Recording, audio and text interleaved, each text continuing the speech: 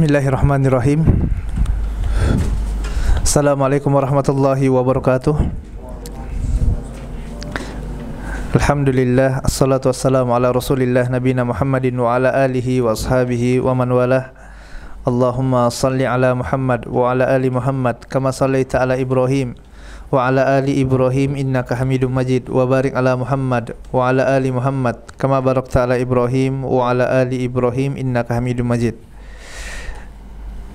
Jamaah kaum muslimin dan muslimat yang dimuliakan oleh Allah Tabaraka wa Ta'ala, alhamdulillah, puji dan syukur kita panjatkan kepada Allah atas limpahan nikmat dan karunia yang Allah Tabaraka wa Ta'ala berikan kepada kita. Kemudian salawat dan salam senantiasa kita curahkan kepada junjungan kita, Rasul tercinta Muhammad sallallahu alaihi wasallam. Begitu pula kepada keluarganya, kepada sahabatnya, dan kepada umatnya yang istiqomah mengikuti sunnah beliau hingga hari kiamat. Jamaah yang dimuliakan Allah Tabaraka wa Ta'ala, kita akan melanjutkan pembacaan matan dari kitab Usul Sunnah, yang mana pada pertemuan yang sebelumnya kita telah sampai pada poin yang nomor berapa? Nomor 30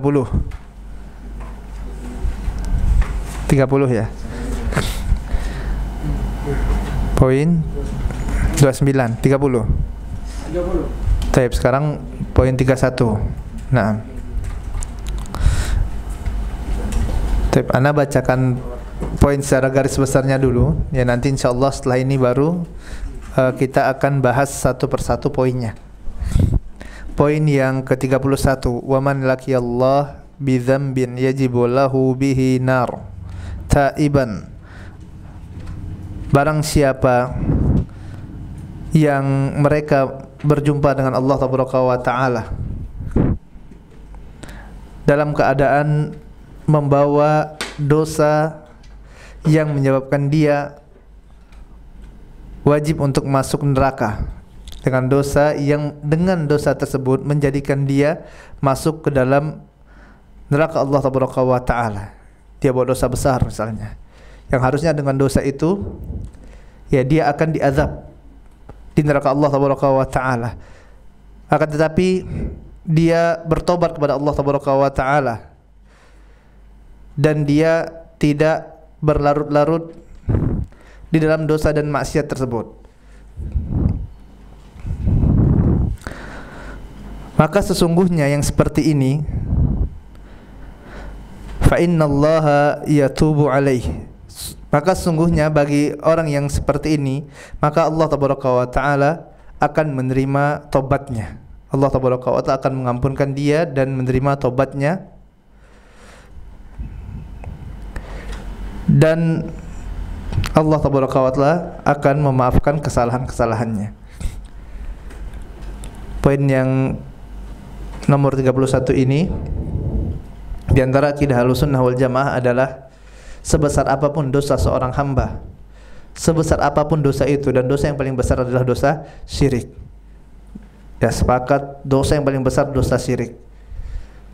Di antara sekian banyak dosa dan maksiat, makan riba dosa besar, berzina dosa besar, korupsi dosa besar. Dan di antara sekian banyak dosa tersebut, dosa demi dosa itu yang paling besar adalah menyekutukan Allah Tabaraka wa Ta'ala. Apabila di sana terdapat hamba Allah yang dia datang menghadap Allah Tabaraka wa Ta'ala dengan membawa dosa-dosa ini, dosa-dosa yang besar tadi, ya, dan ternyata dia telah bertobat kepada Allah Tabaraka wa Ta'ala, memohon ampun kepada Allah Tabaraka wa Ta'ala sebelum kematiannya, maka akidah Ahlussunnah wal Jamaah adalah meyakini bahwasanya Allah Tabaraka wa Ta'ala adalah zat yang maha penerima taubat. Akidah kita, keyakinan kita meyakini bahwasanya Allah Tabaraka wa Ta'ala adalah zat yang maha penerima taubat. Innahu huwat tawwabur rahim. Sungguhnya Allah Tabaraka wa Ta'ala adalah zat yang maha penerima taubat dan maha penyayang. Maka adalah suatu kesalahan apabila ada seorang yang mengatakan, "Aduh, antum sudah sangat berat sekali dosanya." kesalahannya yang sangat udah luar biasa, bertumpuk-tumpuk, udah sangat besar, kemudian tidak mungkin bagi antum untuk bertobat kepada Allah, tidak mungkin. Ini adalah sesuatu yang keliru. Akidah Ahlussunnah wal Jamaah mengingkari hal yang demikian. Sebesar apapun dosanya, walaupun dia berulang kali, dan manusia memang seperti itu jamaah yang muliakan Allah Tabaraka wa Ta'ala. Ya. Manusia adalah ya tempat salah dan lupa, suka melakukan kemaksiatan. Hari ini tobat, besok dosa lagi. Ya. Maksiat lagi, tobat lagi, maksiat tobat gitu kan. Dan Allah Tabaraka wa Ta'ala Tawwabur Rahim, Allah Maha penerima tobat. Ya, kalau makhluk tidak sanggup seperti ini. Kalau makhluk, manusia tidak bisa. Satu kali orang itu berbuat salah sama kita misalnya, kita maafkan. 2 kali maafkan, 3 kali, 4 kali maafkan. Tapi kalau udah ke-5, 6, 7, 8, ini benar sedikit nih, antum salah terus gitu kan. Ini kok bikin kesal terus, bikin sakit hati terus. Kalau sekali-sekali tidak apa-apa. Namun Allah Tabaraka wa Ta'ala adalah Zat yang Maha penerima taubat. Dan kita meyakini bahwasanya sebesar apapun dosa seorang hamba, kalau dia bertobat dan memohon ampun kepada Allah Tabaraka wa Ta'ala sebelum kematiannya, ketahuilah bahwasanya Allah Tabaraka wa Ta'ala adalah Zat yang Maha penerima taubat. Maka dari sini seorang tidaklah sepantasnya bagi ahlu sunnah untuk berputus asa akan rahmat Allah Tabaraka wa Ta'ala, menjadikan seorang tidak berputus asa dengan ampunan dari Allah Tabaraka wa Ta'ala. Sejauh apapun dia telah berpaling jauh dari jalan Allah Tabaraka wa Ta'ala, maka kembalilah kepada Allah Tabaraka wa Ta'ala, dan Allah akan ya memberikan pintu maaf. Allah akan membuka pintu taubat bagi orang tersebut. Poin yang ke-32, wa man laqiyahu, dan barang siapa yang berjumpa dengan Allah Tabaraka wa Ta'ala dan telah dilaksanakan baginya had, alaihi had dzalika, dan telah ditegakkan baginya had, hukum had, di dzalika dzan, yaitu bagi apa dosanya ini, fid dunya, di dunia. Barang siapa yang dia menjumpai Allah Tabaraka wa Ta'ala dan telah ditegakkan hukum had bagi dia di dunia, fahuwa kafaratahu, maka ini adalah kafarat baginya. Ahlu sunnah meyakini, di antara akidah mereka adalah mereka meyakini bahwasanya barang siapa yang dia melakukan dosa kemaksiatan sedangkan telah ditegakkan hukum Allah di atas muka bumi ini bagi orang tersebut, maka ini merupakan kafarat, penghapus bagi dosa orang tersebut. Kama jaa fil khabar, sebagaimana yang dijelaskan dalam hadis-hadis Rasul yang mulia sallallahu alaihi wasallam. Artinya di sini seseorang yang dia misalnya berzina, kemudian dia ya di dunia telah dihukum dengan hukum Islam tentunya, ya sudah dirajam misalnya, maka ini adalah bagi dia kafarat, ya menghapuskan dosa-dosanya tadi. Ataupun dia mencuri, dipotong tangannya, ya, ini adalah kebaikan bagi pelaku kemaksiatan tersebut, karena hukuman di dunia ini tidak ada apa-apanya apabila dibandingkan dengan hukuman Allah Tabaraka wa Ta'ala yang Allah siapkan di nerakanya. Ya. Makanya jamaah yang muliakan Allah Tabaraka wa Ta'ala, sewaktu misalnya dilihat, ya apa hukuman bagi orang yang membunuh, ya kisos gitu kan, yang bunuh dihukum apa? Hukum mati, hukum bunuh juga. Dan ini pada hakikatnya adalah kebaikan, ya kebaikan untuk orang itu, ya yang dihukum tadi, dan bagi kaum muslimin semuanya. Kenapa? Karena dengan dia dihukum tadi, ini adalah ya sudah merupakan kafarat baginya, penggugur dosa-dosanya, menghapuskan dosa-dosanya di dunia. Ya, maka adalah sesuatu yang keliru apabila kita mengatakan ini hukum Islam, ini hukum yang kejam. Ya, hukum Islam ini adalah hukum yang tidak sesuai dengan hak manusia, gitu kan. Ya, hukum Islam adalah hukum yang paling adil. Kenapa? Karena yang membuatnya adalah Zat yang Maha Adil, yaitu Allah Tabaraka wa Ta'ala. Dan semua terdapat hikmah Yang terkadang sebagian dari manusia mengetahui hikmah tersebut, akan tapi banyak dari mereka yang tidak mengetahuinya. Poin yang ke-32. 33 afwan.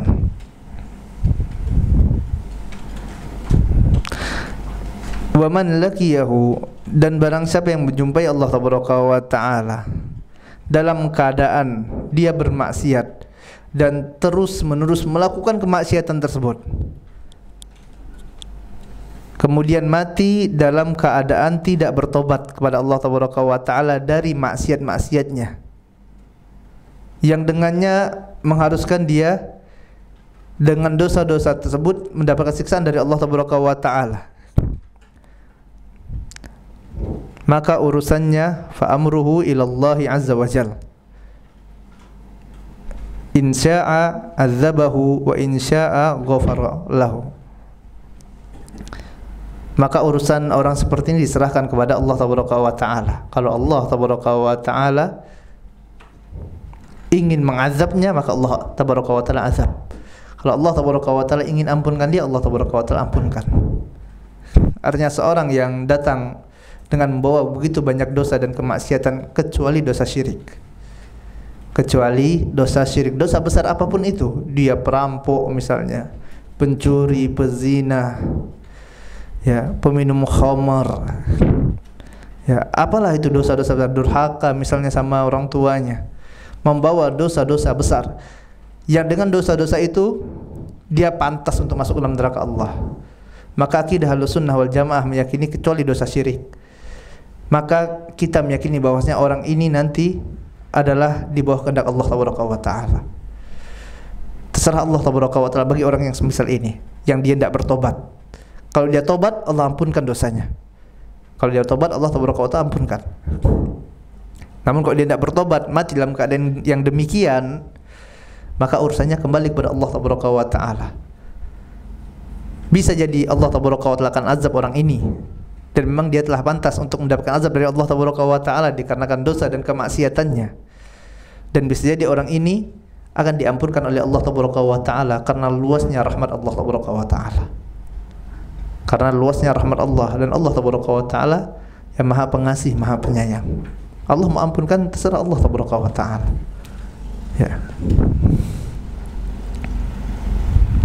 Kemudian poin yang ke-34. Wa man laqiyahu kafiran adzabahu wa lam yaghfir lahu, dan barang siapa yang menjumpai Allah tabaraka wa taala dalam keadaan kafir atau menyekutukan Allah tabaraka wa taala, niscaya Allah tabaraka wa taala akan mengazab dia dan tidak akan mengampunkan dosa-dosanya.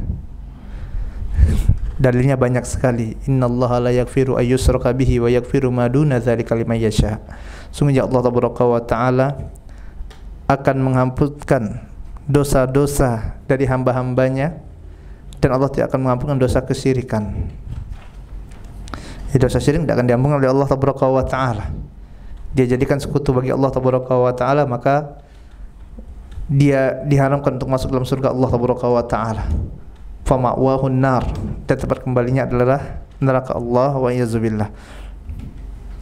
Artinya orang yang mati dalam keadaan kafir, akidah kita Ahlussunnah wal Jamaah, kita meyakini bahwasanya dia akan masuk dalam neraka. Sebaik apapun orang itu, sebaik apapun orang itu, dia telah melakukan kejahatan yang paling besar. Semulia apapun akhlaknya yang dia di hadapan manusia, di mata manusia dia kelihatan baik, berakhlak yang indah, subhanallah, suka jamin antum misalnya, suka bantu orang, tapi ternyata dia melakukan kesyirikan, dia kafir, maka dia telah melakukan kemaksiatan yang paling besar. Dia telah melakukan keburukan yang paling besar, yaitu kesyirikan. Maka tempat kembalinya adalah neraka, kata ya Imam Ahmad rahimahullah ta'ala anhu, berdasarkan banyak sekali dalil. Orang yang kafir tempat kembalinya adalah di neraka, dan dia akan diazab oleh Allah tabaraka wa taala. Poin yang ke-35.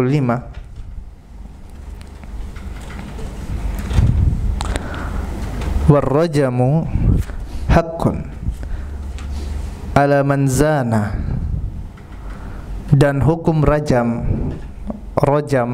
adalah hak bagi siapa yang berzina sedangkan dia telah dalam keadaan menikah atau sudah pernah menikah, apabila dia mengakuinya atau terdapat bukti atasnya.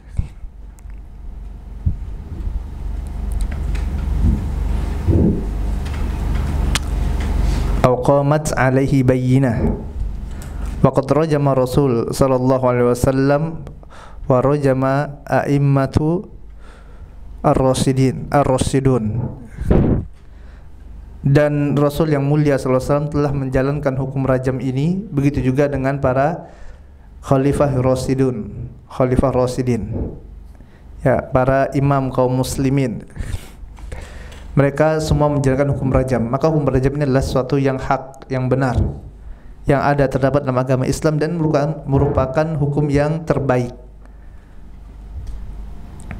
Dan ini telah dilakukan oleh Rasul yang mulia sallallahu alaihi wasallam, begitu juga dengan para khalifah rasyidin dan para a'immah yang menjalankan hukum Islam.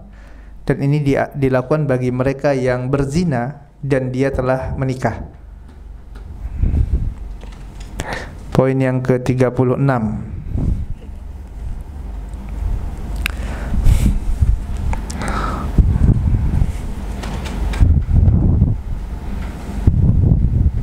Barang siapa yang dia mencela ahadan min ashabi Rasulillah sallallahu alaihi wasallam, salah seorang saja dari sahabat Nabi yang mulia sallallahu alaihi wasallam, aw abghadahu, ataupun dia membencinya. Barang siapa yang mencela sahabat Nabi yang mulia sallallahu alaihi wasallam, kata Imam Ahmad, ini akidah Ahlussunnah wal Jamaah, barang siapa yang dia membenci sahabat satu saja dari sahabat Nabi yang mulia sallallahu alaihi wasallam, atau dia mencela atau membencinya karena suatu kesalahan yang pernah dilakukannya, dikarenakan satu kesalahan yang pernah dilakukan oleh sahabat ini, dan menyebutkan kejelekan-kejelekan sahabat tersebut, ya, dibicarakannya kejelekan-kejelekan para sahabat, kana mubtadi'an, maka orang ini adalah mubtadi, ahlul bid'ah. Imam Ahmad mengatakan barang siapa yang dia mencela sahabat Nabi satu orang saja atau membicarakan kejelekan mereka atau membahas tentang kesalahan-kesalahan yang pernah mereka lakukan dari para sahabat ridwanullah alaihim jami'an ini, maka kata Imam Ahmad dia adalah mubtadi', dia adalah ahlul bid'ah.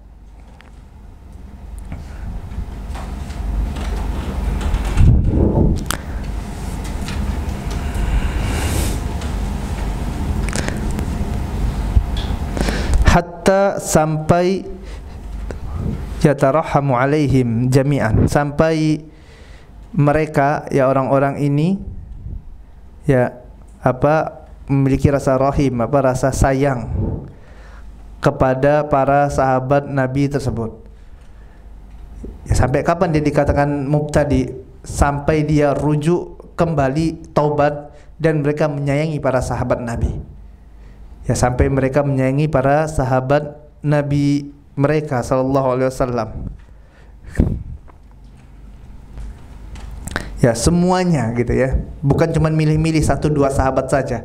Sampai kata Imam Ahmad mereka menyayangi semua sahabat Nabi tanpa terkecuali. Ya, keyakinan Ahlussunnah wal Jamaah adalah mencintai para sahabat, bukan mencaci mereka, bukan mencari-cari kesalahan mereka, membicarakan aib-aib mereka, bukan seperti ini jamaah yang dimuliakan Allah Taala. Akan tapi wajib bagi kita untuk mencintai mereka, menyayangi mereka. Adapun kesalahan-kesalahan mereka udah kita diam saja. Ya. Apa faedahnya gitu kita bahas. Ya. Dan tidak boleh bagi kita untuk mencela para sahabat tersebut.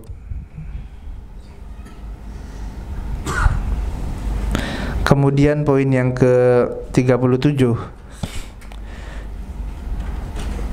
wan nifaqu, dan nifaq adalah kekufuran. nifak adalah kekufuran. Yang dimaksud di sini adalah nifak i'tiqadi. Ini sudah pernah kita bahas. Dikarenakan nifak itu nanti banyak pembagian-pembagiannya, dan yang menjadikan seseorang keluar dari agama Islam adalah nifak i'tiqad. Nifak dalam hal keyakinan. Ini yang menjadikan seseorang keluar dari agama Islam, yaitu dia kafir kepada Allah Tabaraka wa Ta'ala dan beribadah kepada selainnya. Mereka menampakkan keislaman di hadapan manusia, akan tetapi pada hakikatnya dalam hati-hati mereka ini adalah kekufuran. Sebagaimana halnya orang-orang yang munafik dahulu hidup pada masa Rasul yang mulia sallallahu alaihi wasallam. Sebagaimana orang-orang munafik yang hidup pada masa Nabi yang mulia sallallahu alaihi wasallam,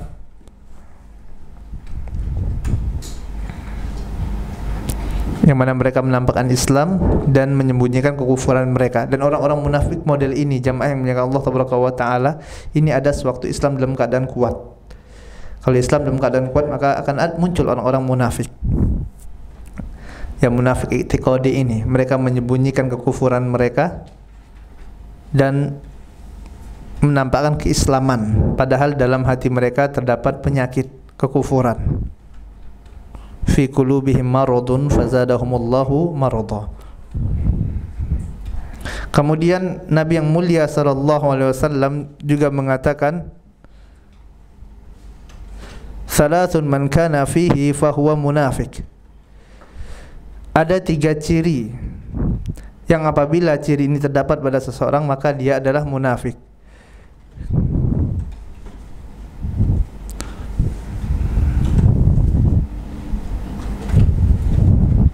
Dan ini adalah ancaman yang berat. Ya, di sini tidak disebutkan oleh Imam Ahmad 3 itu apa.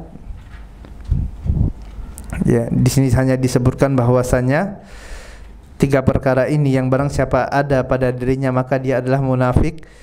Hadis ini adalah sebagai ancaman yang berat, ya. Yang mana kami meriwayatkannya seperti apa adanya, kata Imam Ahmad rahimahullahu ta'ala anhu, kama jaa, sebagaimana apa adanya, dan kami tidak mengkiaskannya, dan kami tidak mentakwil atau menafsirkannya. Apa 3 ciri itu? Idza haddatsa kadzdzaba, wa idza tumina khana, wa idza wa'ada akhlafa. Apabila dia berbicara, dia berdusta. Kemudian apabila diberi amanah, dia khianat. Kemudian apabila dia berjanji, wa'ada akhlafa, dia mengingkari. Walaupun nanti sebagaimana kita katakan tadi, munafik itu banyak jenisnya, dan ciri-ciri munafik ini bukan cuma 3 ini saja. Ya.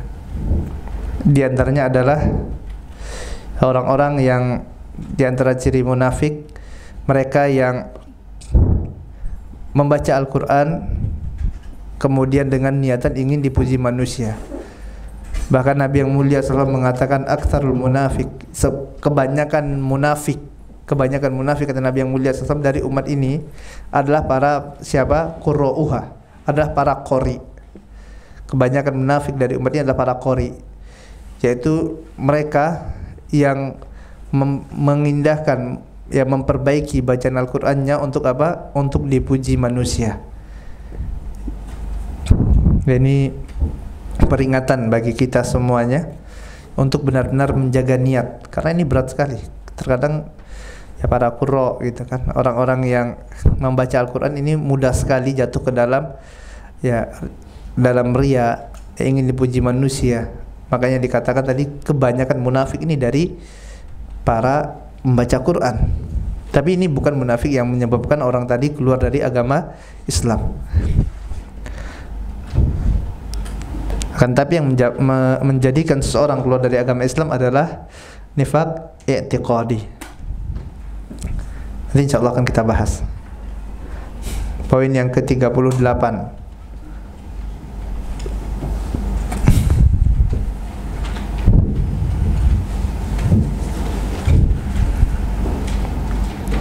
Wa qawlu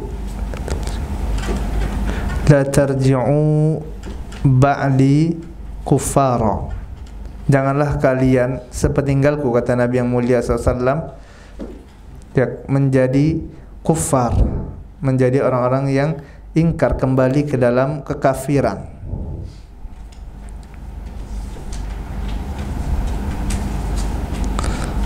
Ya, kembali ke dalam kekufuran dan dhalalan, dan dalam kesesatan.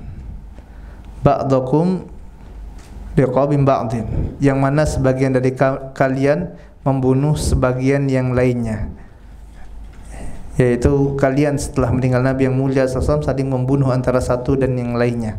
Jangan seperti itu. Kenapa? Karena kita telah disatukan dalam, ya, persaudaraan sama muslim, ya, ukhuwah. Maka jangan dikarenakan hal-hal yang sepele saling menumpahkan darah, dan inilah perkara yang besar jamaah yang mulia Allah Taala. Poin yang ke-29, ke-39 afwan.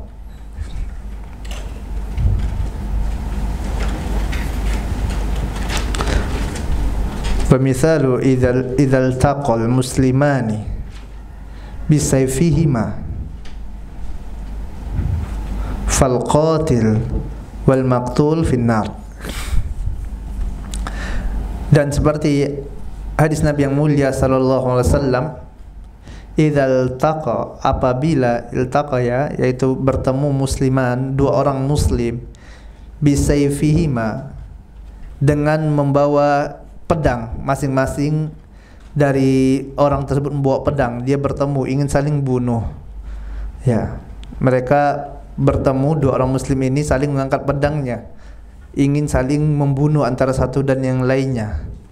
Fal qatilu, maka orang yang membunuh dan yang dibunuh, finnar, keduanya masuk ke dalam neraka, kata Nabi yang mulia sallallahu alaihi wasallam. Ini yang disebutkan tadi, hendaklah kalian jangan, ya, kembali ke kufuran, kembali ke masa kejahiliahan, yang mana sangat mudah sekali untuk saling menumpahkan darah antara satu dengan yang lainnya. Ya. Maka apabila terjadi seperti ini, ya, saling berhadapan antara sama muslim tadi, dua orang muslim, yang satu membawa pedang, bawa senjatanya, satunya bawa pedangnya juga, dia bertempur gitu kan, berkelahi, maka yang menang dan kalah dua-duanya masuk neraka. Yang membunuh masuk neraka, yang mati pun masuk neraka.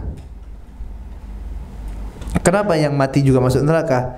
Karena dia hanya didahului kawannya saja dalam membunuh. Kalau dia tidak dibunuh tadi, dia yang akan bunuh saudaranya. Maka keduanya masuk ke dalam neraka, kata Nabi yang mulia sallallahu alaihi wasallam. Poin yang ke-40.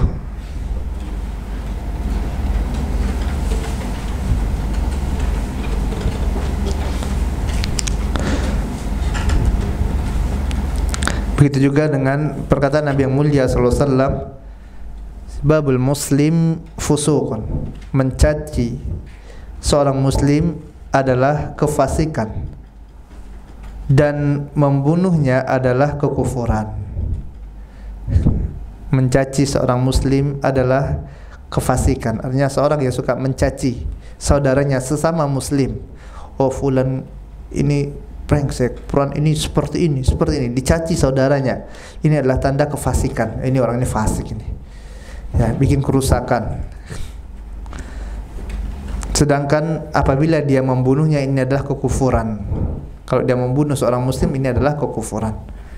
Ya, makanya perkara darah ini adalah perkara yang besar jamaah yang dimuliakan Allah Taala.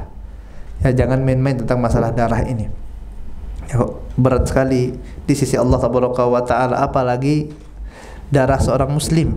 Ya, darah seorang muslim jangan sembarangan menumpahkannya. Dan nanti tanggung jawabnya berat di sisi Allah Taala. Poin yang ke-41. Wa mithalu man qala li akhihi ya kafir. Begitu juga dengan perkataan Nabi yang mulia sallallahu alaihi wasallam, barang siapa yang mengatakan kepada saudaranya wahai kafir, dia mengatakan kafir kepada saudaranya, faqad ba'a biha ahaduhuma, maka perkataan tersebut akan kembali kepada satu dari keduanya. Ada seorang muslim yang mengatakan kepada saudaranya yang muslim yang lainnya, dia katakan, kafir. Maka perkataan tersebut maka akan kembali kepada satu di antara dua ini. Ima orang yang dikatakan tadi yang benaran kafir, atau orang yang mengatakan itu yang kafir. Ya, makanya ini perkara kafir mengkafirkan ini berat. Jadi ini tugasnya para ulama, para qadhi. Ini bukan mainannya para penuntut ilmu, apalagi penuntut ilmu yang kecil seperti kita ini. Ya, jangan sembarangan jamaah yang Allah Taala. Kenapa? Karena ya perkaranya akan besar sekali kalau sudah tadi ya mengkafirkan saudaranya sama muslim ini.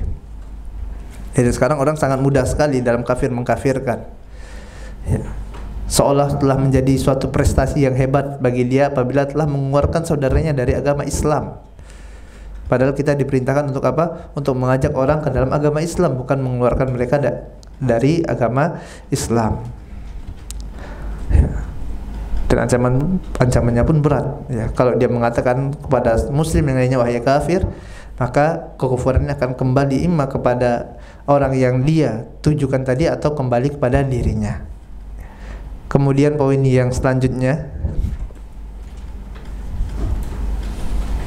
poin yang ke-42,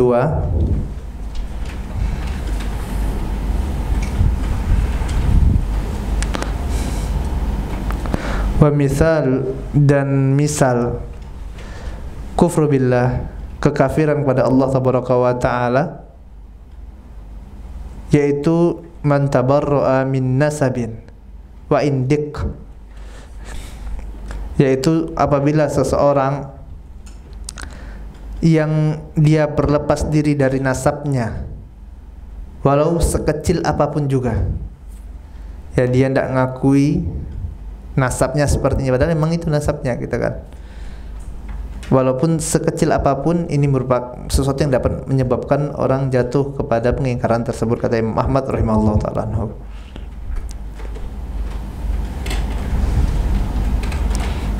Kemudian poin yang ke-43,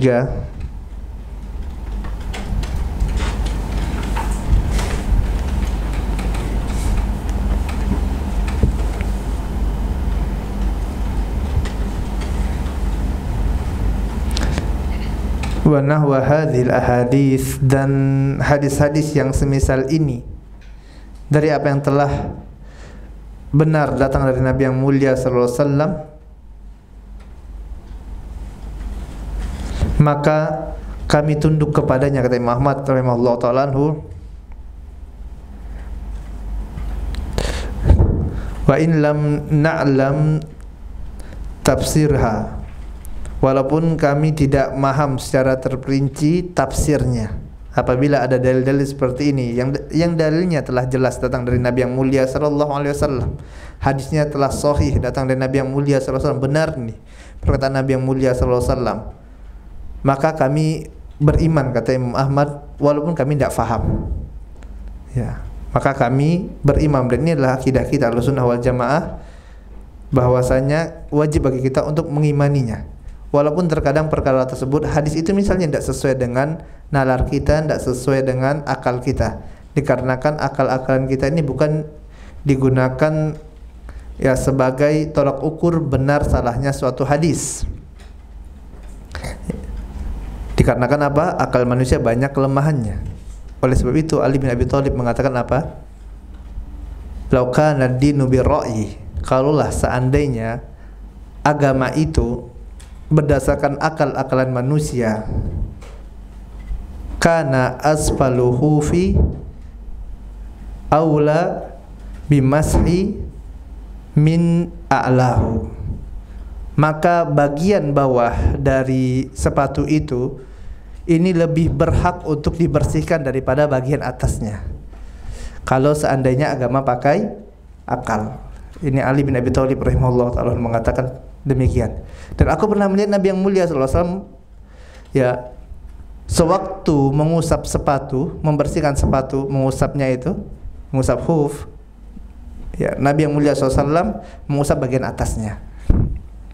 Ya, ini jamaah yang mulia Allah Taala. Di sini Ali bin Abi Thalib ingin mengabarkan kepada kita bahwasanya akal itu bukan sebagai standarisasi benarnya suatu dalil.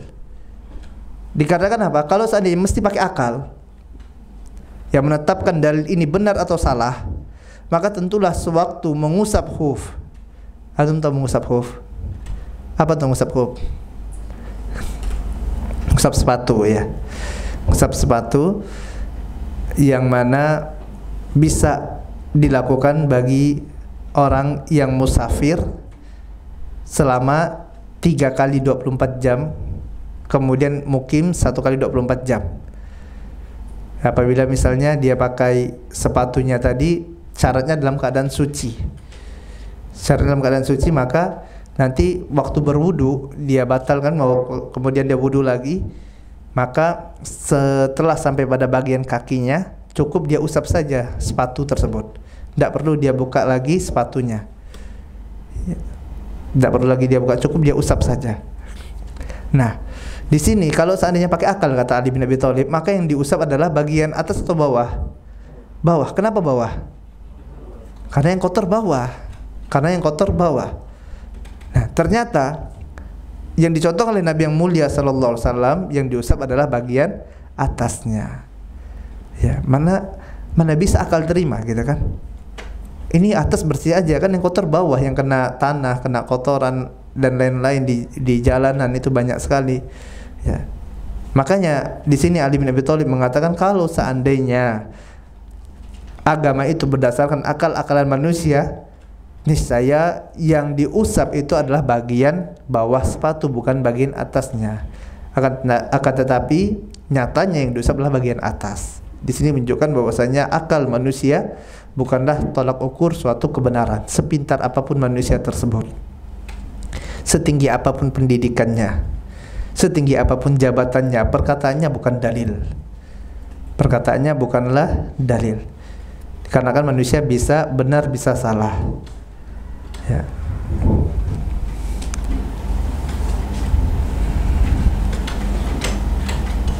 Dan kami tidak memperdebatkannya, kata Imam Ahmad rahimahullah ta'ala anhu. Ini juga akidah Ahlussunnah wal Jamaah. Apabila kita mendapati dalil tadi yang telah sahih dan tidak sesuai dengan akal pikiran kita, tidak boleh kita debatkan, oh ini tidak sesuai dengan hasil penelitian ini, oh ini tidak sesuai dengan hasil eksperimen, tidak sesuai dengan ini, tidak sesuai, tidak masuk akal. Oh ini mungkin Rasulullah waktu itu belum tahu, sekarang teknologi sudah maju. Nah ini yang benarnya seperti ini, perkataan Nabi itu salah itu dulu. Ya. Dia tidak mendebarkan perkataan Nabi yang mulia sallallahu alaihi wasallam. Ini Ahlus Sunnah Jamaah yang milik Allah tabaraka wa taala. Ya, dia campakkan akalnya, merasa bodoh di hadapan Rabbul Alamin, di hadapan Allah tabaraka wa taala. Terkadang penting bagi kita untuk merasa bodoh, jamaah yang milik Allah tabaraka wa taala. Ya, penting bagi kita untuk merasa bodoh di hadapan Allah tabaraka wa taala, di hadapan dalil.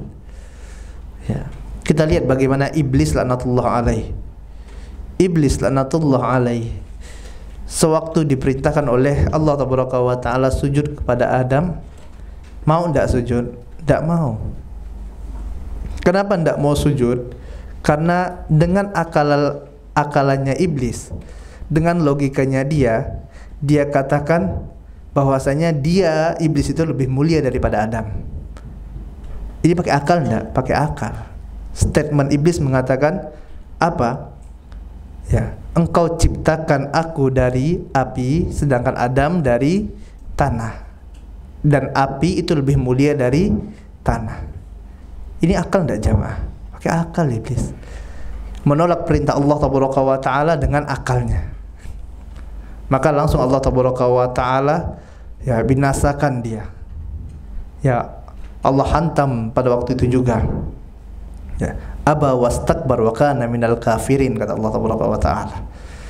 Ya, dia ingkar, tidak mau turut tidak mau patuh kepada Allah Tabaraka wa Ta'ala, dia sombong dan termasuk dari mereka yang kafir.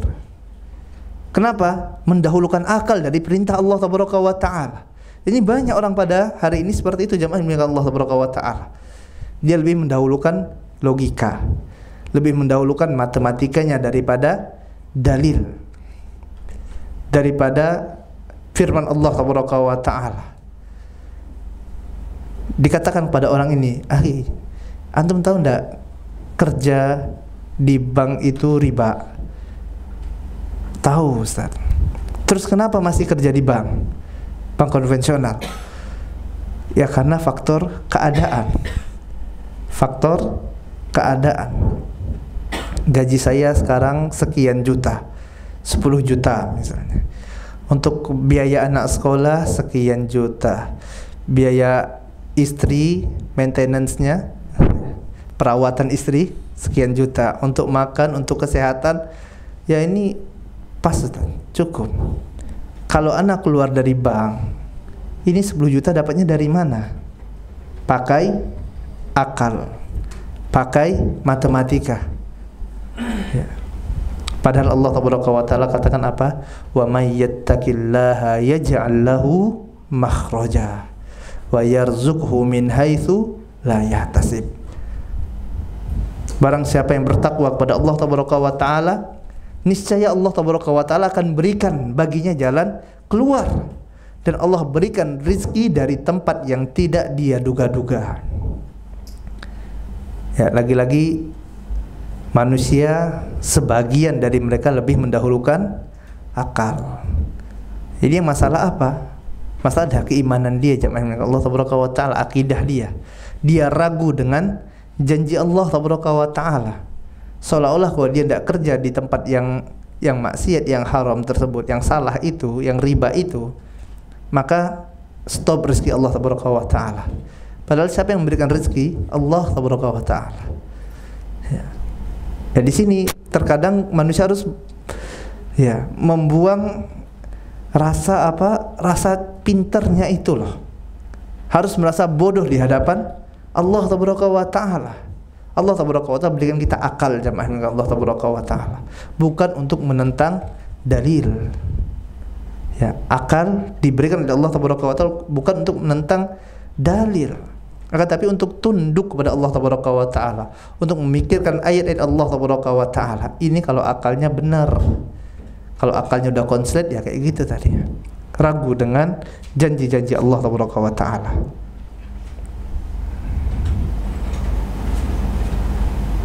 Kemudian poin yang ke-44,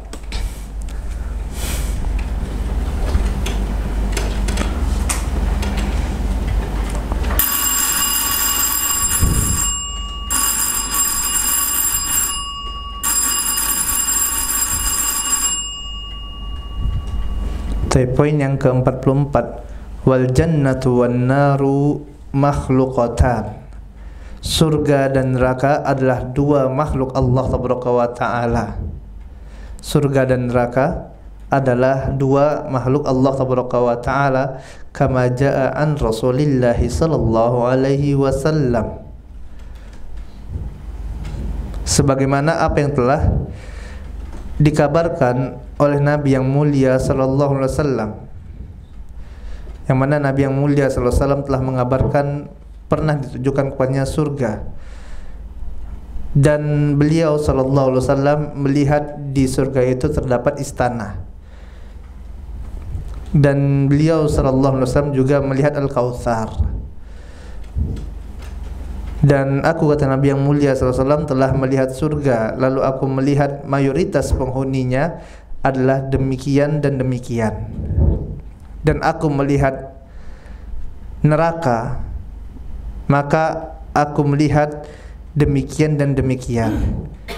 Maka barang siapa yang menyangka bahwasannya surga dan neraka itu belum diciptakan, berarti dia telah mendustakan Al-Quran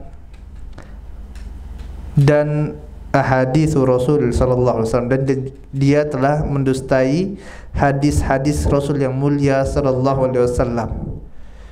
Barang siapa yang mengatakan bahwasanya surga dan neraka itu belum diciptakan, atau lebih parahnya lagi mereka mengatakan bahwasanya surga dan neraka itu tidak ada. Sebagian lagi mengatakan surga dan neraka itu adalah khayalan para nabi. Maka sungguh orang yang seperti ini dia telah mendustakan Al-Quran dan hadis-hadis Rasul yang mulia sallallahu alaihi wasallam.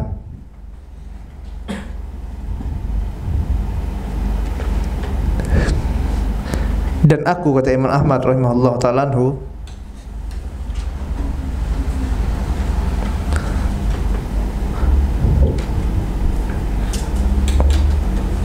dan aku menyangka bahwasanya orang ini pada hakikatnya dia tidak beriman kepada surga dan neraka.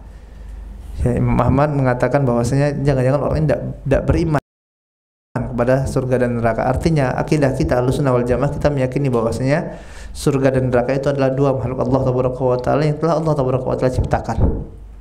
Yang telah Allah tabaraka wa taala ciptakan dan Allah tabaraka wa taala siapkan surga bagi orang-orang yang beriman kepada Allah tabaraka wa taala dan neraka bagi orang-orang yang kufar. Dan nanti di akhir dari perjalanan setiap hamba, dari hamba-hamba Allah tabaraka wa taala akan terbagi menjadi dua kelompok, ahlu tauhid kemudian dengan ahlu syirik. Ahlu tauhid kembalinya surga Allah tabaraka wa taala, dan para pelaku kesyirikan dan kekufuran maka mereka akan masuk ke dalam neraka. Poin yang nomor 45 yang terakhir,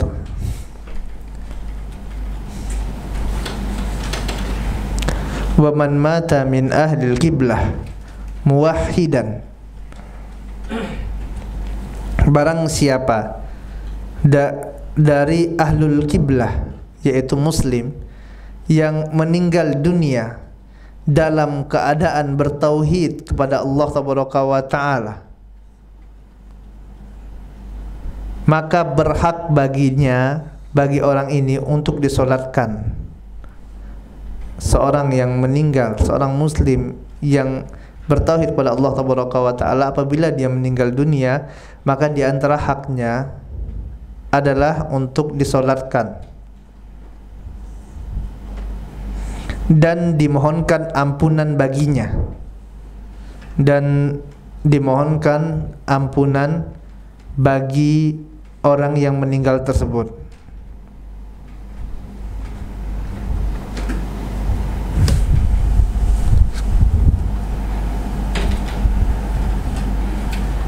Dan mensolati jenazahnya tidak boleh ditinggalkan disebabkan karena ada dosa yang pernah dia lakukan, baik itu dosa kecil maupun dosa besar. Tidak boleh bagi seorang muslim enggan menyolatkan saudaranya sama muslim dikarenakan dahulu orang ini pernah melakukan dosa dan maksiat. Tidak mau dia mensolatkan saudaranya, kenapa? Oh, ini dulu tukang judi, padahal muslim. Oh, tidak mau dia mensolati saudaranya, kenapa? Oh, ini dulu tukang korupsi. Oh, ini dulu pencuri. Tidak boleh, jamaah milik Allah taala. Kalau dia seorang muslim, maka haknya untuk kita solatkan dan kita mohonkan ampunan bagi orang tersebut, baik itu dosa yang pernah dilakukan, dosa besar ataupun dosa kecil. Wa amruhu ilallahi ta'ala. Adapun perkara dosanya ini adalah urusan dia dengan Allah tabaraka wa ta'ala. Adapun urusan dia tadi, masalah dosanya yang pernah dia lakukan, ini urusan dia dengan Allah tabaraka wa ta'ala. Tugas kita untuk apa? Untuk melakukan hak-hak dia, memenuhi hak-hak dia sebagai seorang muslim. Ya, dia meninggal, ya dimandikan, dikafani, disolatkan, diantarkan jenazahnya, ya, dimohonkan ampunan baginya. Udah, itu yang disunnahkan oleh Nabi kita tercinta Muhammad SAW apabila ada seorang muslim yang meninggal dunia. Jangan kita bahas ini kan dia kan preman nih, dia kan koruptor nih, dia kan penjahat nih, ya, dia kan anak yang durhaka nih pada orang tuanya. Udah, itu urusan dia dengan Allah tabaraka wa taala. Bisa jadi Allah tabaraka wa taala ampunkan, dan bisa jadi Allah azab urusan Allah tabaraka wa taala. Ya, tugas kita adalah untuk memenuhi hak dia sebagai seorang muslim. Ini jamaah yang mulia Allah tabaraka wa taala, ya 45 poin yang nantinya insyaallah akan kita bahas dalam dars tauhid ini. Yang mudah-mudahan Allah tabaraka wa taala berikan ya kemudahan bagi kita semuanya untuk dapat membahasnya, mempelajari dan mengambil manfaat darinya. Rasa ini saja yang dapat kita sampaikan pada kesempatan kali ini. Apa yang benar datang dari Allah tabaraka wa taala, dan yang salah datang dari kelemahan ilmu ana dan dari syaitan. Kita akhiri dengan membaca doa kafaratul majlis. Subhanakallahumma wa bihamdika asyhadu an la ilaha illa anta astaghfiruka wa atubu ilaik. Assalamualaikum warahmatullahi wabarakatuh.